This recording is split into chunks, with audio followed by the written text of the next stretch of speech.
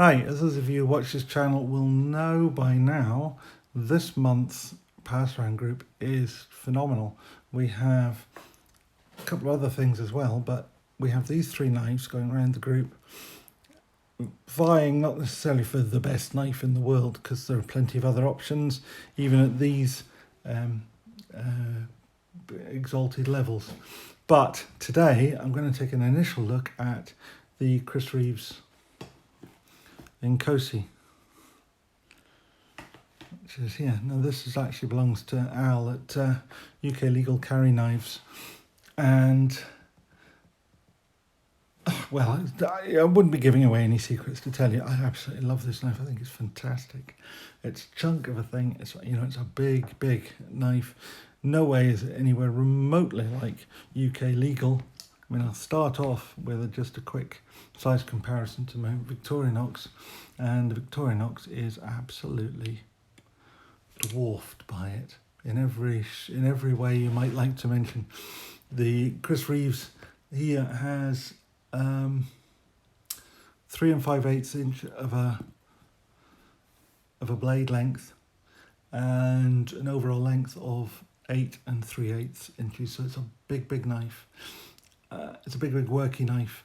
It's also a heavy knife, 141 grams, which if you watch the one on the Medford, you'll find that the Medford is only 119 grams, so it's 22 grams heavier than the Medford, and of not dissimilar size. But this is a good solid knife with a good solid blade and a good working handle. There's a different pivot mechanism to the Sebenza. Sebenza runs on a bushing in the same way that the Rockstead does, but this runs on a more conventional system in that you have a pivot with large phosphor bronze washers.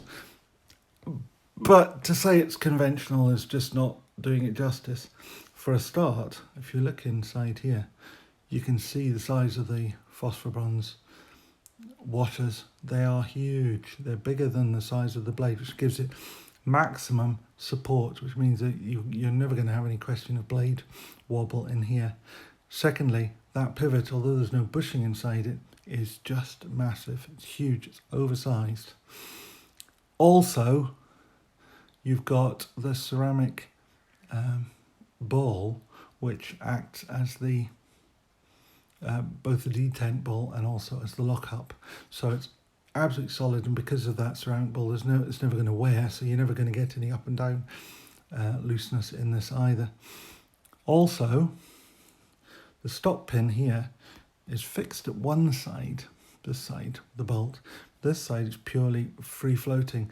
Now, if one could bend the scales, which one can't because they're made of solid slabs of titanium, you would see that on this side it's not fixed at all. That means that when you adjust the pivot, you're only adjusting the pivot, and you're adjusting it in a pretty flat form, because the only other fulcrum for it is right down here.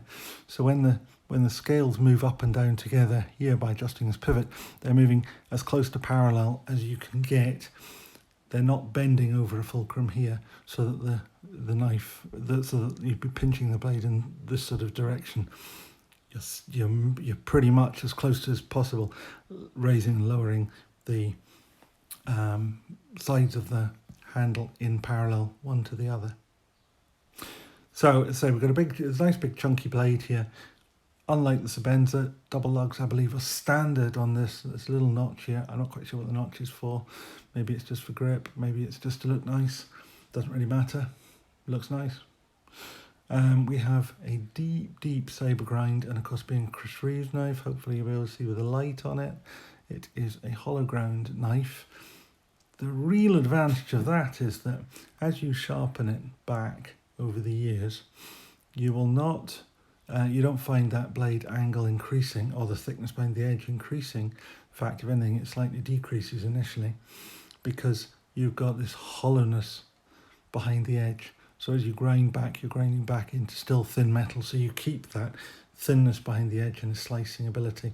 You've a very deep blade, so you've got a good angle here, or good depth here, which gives you a reasonable angle and shallowness behind the edge, but also a good thick solid spine at the top. Relatively little distal taper until you get really quite close to the tip, so that means that you've got a relatively strong point, but it's still plenty pointy if you need to cut into anything. It's not a tactical knife, it's not a fighting knife. So before you get that sort of idea in your hand, because there's nothing to stop your hand slipping up, nothing really. There's a minor amount of scalloping here.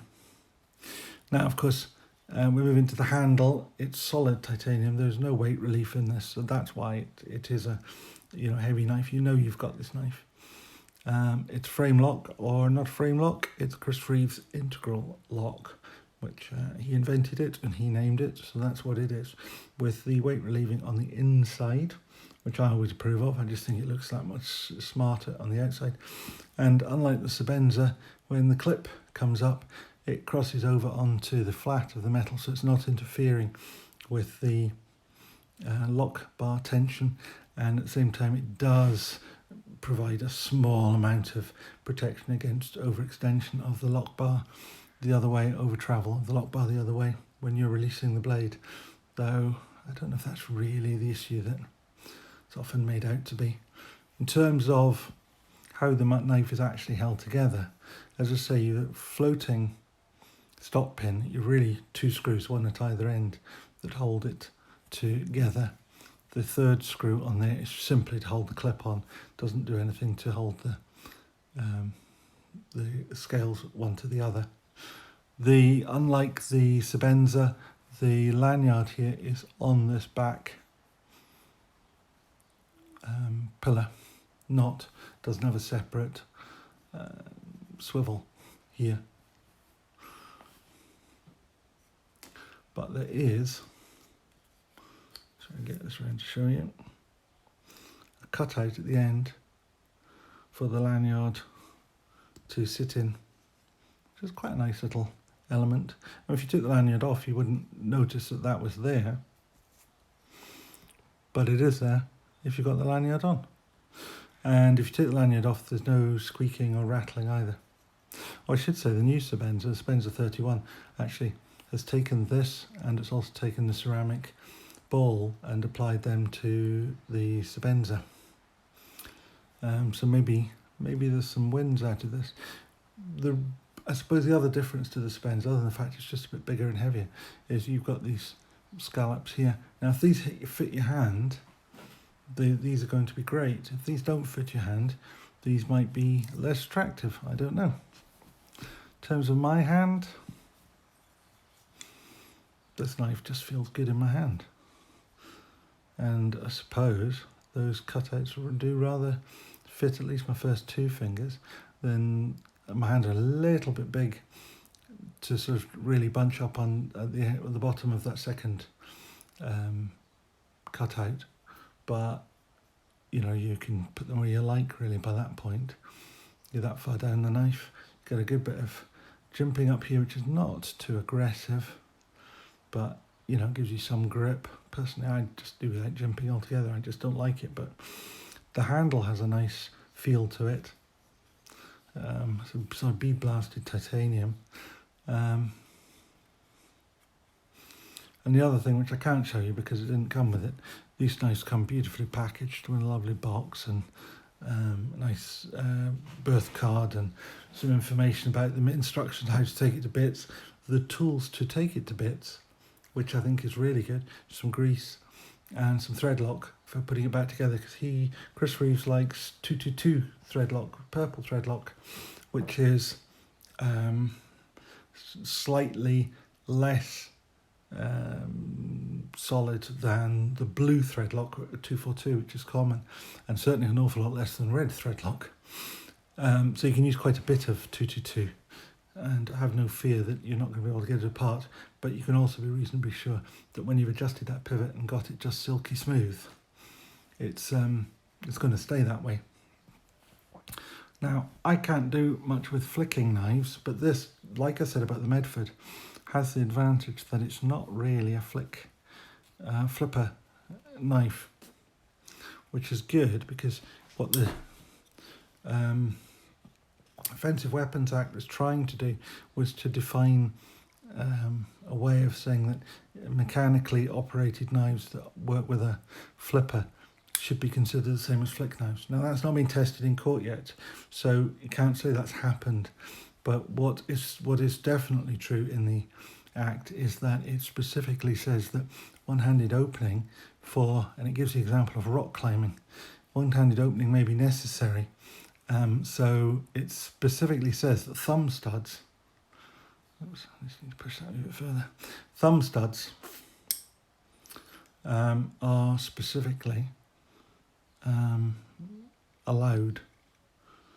So there's no question of this being somebody suddenly saying that this is now an illegal knife. This is actually specifically allowed by the Act. It's one of the specific mentions that it makes. Sometimes it can be a little vague and woolly, but it says thumb studs are allowed. So that's useful, because if you're investing the sort of money that one of these knives costs, you don't really want to find that suddenly you've bought something that the police could come knocking on your door and take off you. You really want to know that, even if it is only in your house, or if you have a good reason for carrying it, it's not going to get you into a lot of trouble. Anyway, that's just really a brief overview of this knife. I didn't say it says 35VN, did I? Did I say that? No, I don't think I said it. It's 35VN steel, which Chris Reeves worked with Crucible to make S30V, and then he added the nitrogen to it to make it S35VN, and I like S30 and S35VN. I found them to be particularly good blade steels. I mean, my PK70 is S30V, and that's my regular carry knife, and it works absolutely brilliantly. And my Kaiser Zip Slip is S35, and again, as a regular carry knife, and I find it keeps an edge really, really well, and cuts well. So it's good. Chris Reeves has a reputation for running his S35 a little bit softer, so it's easier to sharpen. I don't know what the truth is in that, and obviously, this being Al's knife, I'm not exactly going to test it till it goes blunt and then try sharpening it again or anything like that. All I'm going to do, I did cut a little piece of paper just to see what it was like, because I believe this is the factory edge, and it's as sharp as anything you'd ever need. Feels good, works well. My question is, do I want one of these, or would I rather have a Sebenza? I'm hankering towards a Sebenza, one, because it's slightly smaller, and two, because it has the same pivot mechanism as the Rockstead, and I'd like to do a comparison, see how they hold out. But if somebody said to me this was in my Christmas stocking, I would jump for joy. This really is a really nice knife. So anyway, that's enough of that for just now. So we'll do some comparisons with the other two at some point. But for now, if you like this, please put a thumbs up. If you'd like to see more of it and the comparisons and so forth and so on and so forth, please tick the subscribe box and mark the bell for notifications, so that you can see it when it comes along. Thank you very much. Bye.